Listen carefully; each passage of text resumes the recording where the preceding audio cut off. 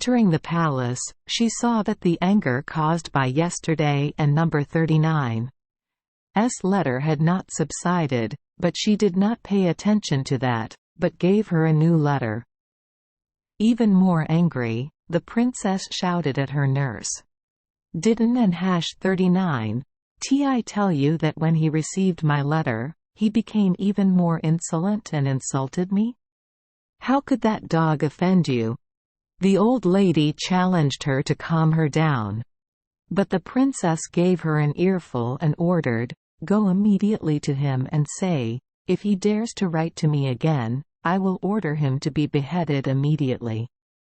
"And quot, my dear mistress, and quot," said the old woman, "and quot, it would be best if you wrote it down and I bring the letter to you. And quot, let him know from the letter what is threatening, and be afraid." The princess took a piece of paper and wrote a stanza. "Those who are not afraid of wasting time are sad and ignorant, hoping to capture a bright star just because they are immersed in a fleeting dream. I dawn and number 39 want to behead the insane person who dares to give the moon a purple halo just because I can, and number 39 predict the future consequences, but then the night will also be punctured to welcome a gloomy morning, welcoming death to you." Having finished writing, she sealed the letter and gave it to her nurse. The old woman immediately went to Taghi al-Muluk. As soon as he saw her, the prince stood up and exclaimed, "Allah has sent you." "Please accept the reply letter," said the old lady happily. Taghi al-Muluk hastily opened the letter, and when he finished reading it, he sobbed in pain. "Oh, I hope to die and be at peace," he choked. "Death will make me comfortable. Than to live like this."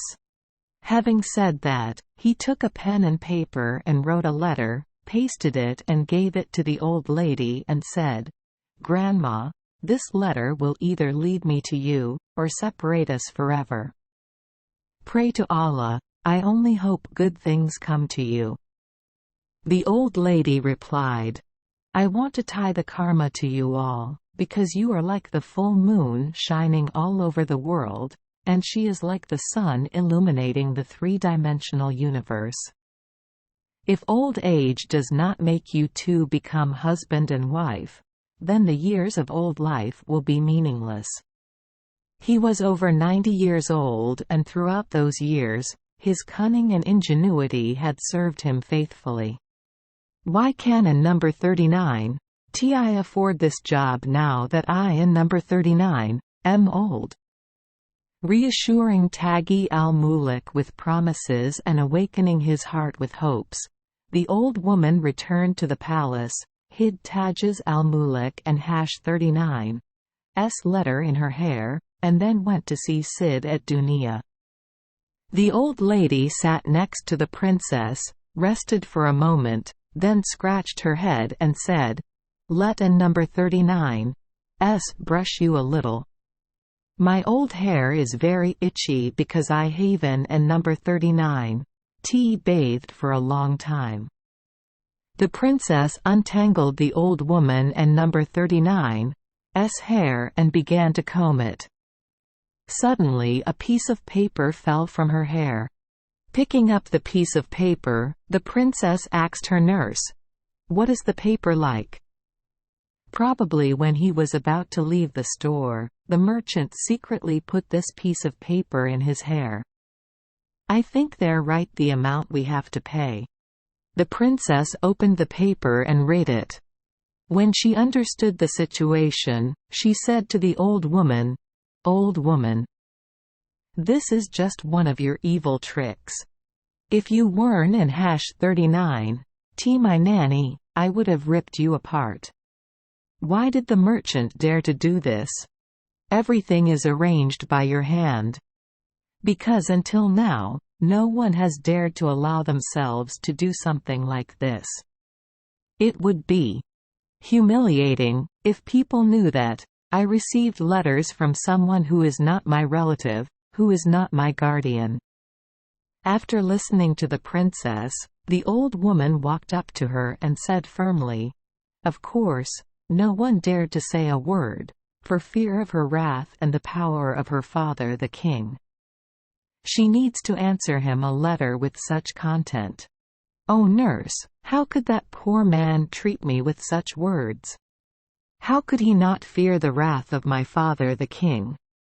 I was very surprised at his impudence, and I didn't and #39 know what to do. If I had ordered his execution, it would have been insanity, but if I had let him live, he would have been even more brazen. Don and number 39.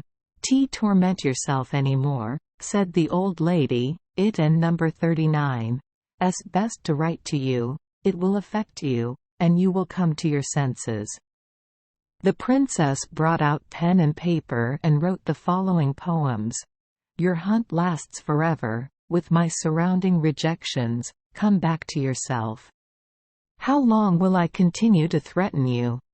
To make you suffer and be afraid, I only hope that you will be wise once?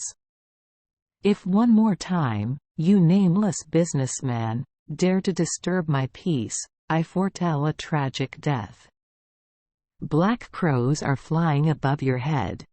The princess pasted the letter and gave it to her nanny. She went to Tajiz al-Muluk and gave him the letter. When he read those words, his heart seemed to break with pain. Losing all hope, he panicked and complained to the Prime Minister, and ordered him to come up with a plan. The Prime Minister told him, "Here it is. You have to write a new letter and convince her." At that moment, the prince turned to Addix and urged his friend on his behalf to write a letter that he considered necessary. Addix wrote, "O God, please help me drink all these sorrows. I drink the bitter wine without a drop left. Happiness and joy are only fleeting.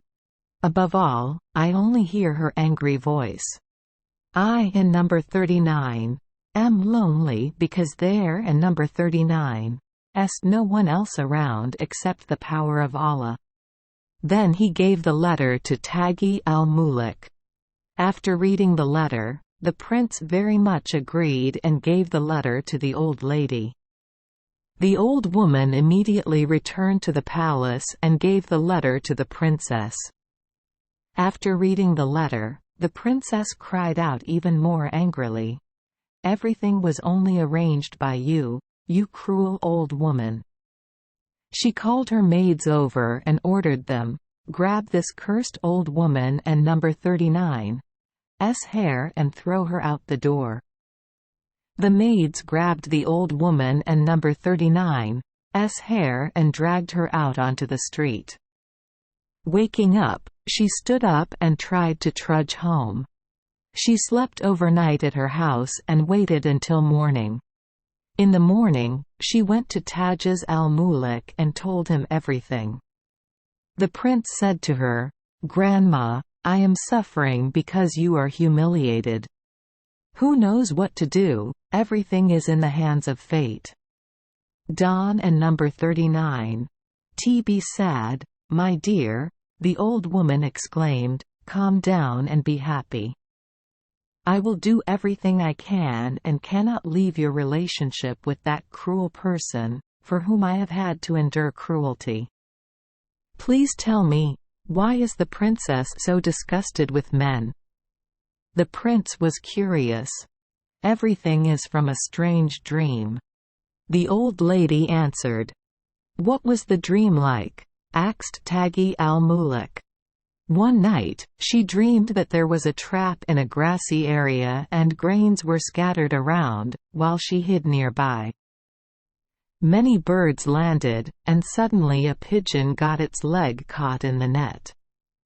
It struggled to escape, but the other birds flew away out of fear. Only one female pigeon remained. It kept flying up and down, and when it saw that the hunter was far away, it immediately flew to the trap and began pecking and tearing to save its friend. Finally, it used its beak to tear the net, and the male and number 39's legs were freed, and they flew away together. A while later, the hunter returned to check the trap and saw a torn net. He mended the net and hid. Less than an hour later, the birds flew again. The other pair of pigeons also flew over. They land to eat grain. This time the female was caught in the trap and the other birds flew away, including the male pigeon, leaving his girlfriend in distress. Came and caught the female bird and twisted its head off.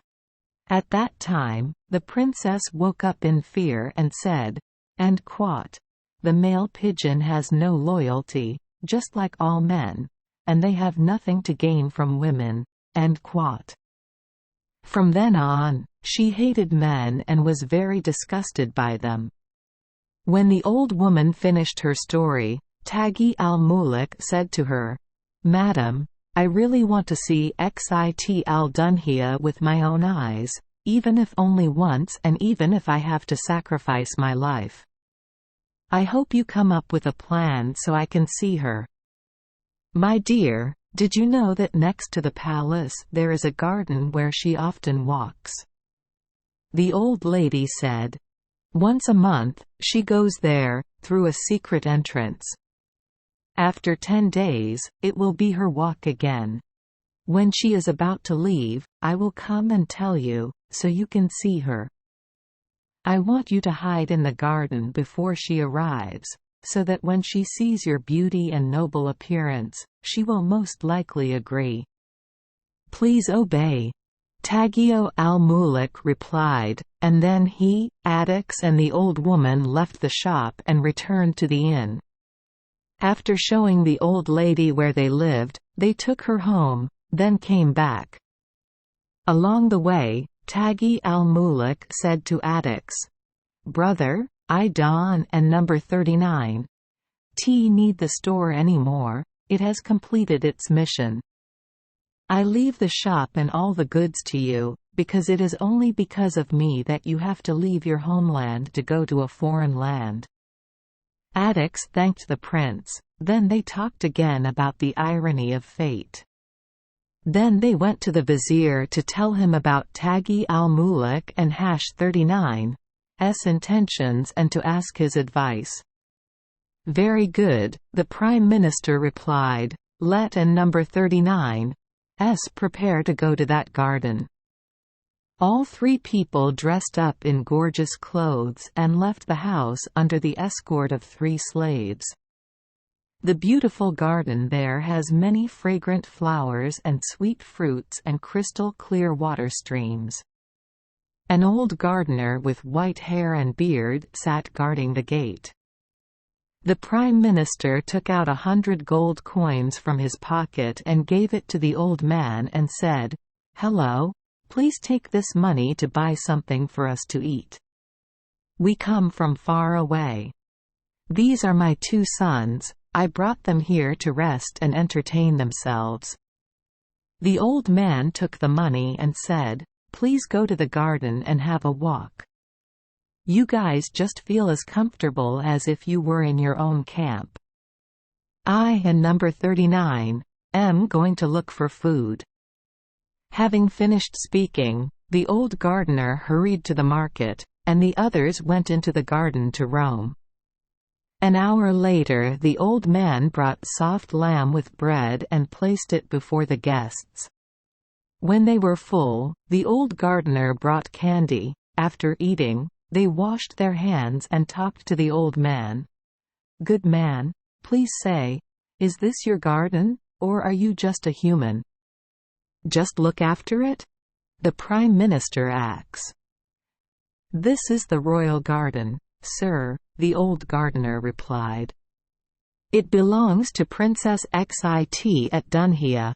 How much do they pay you?" the prime minister asks. "A gold coin, sir," the old man replied. The prime minister walked around the garden and saw at the end of the garden an ancient castle that was in disrepair. "Old man, The vizier said to the old gardener, "I want to do something interesting for you, so that later you will think well of us." "Sir, what are you planning to do?" the old man asks. "Take these 300 gold coins," said the Prime Minister. Seeing the gold coins, the gardener was very happy and thanked the Prime Minister forever. The Prime Minister told him, "With the help of the gods, we will organize a festival here soon." Then they left the garden and returned home.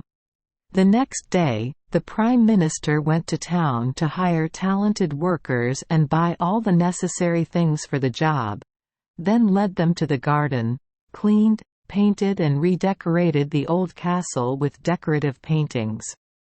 "Beautiful mind," he told the artist.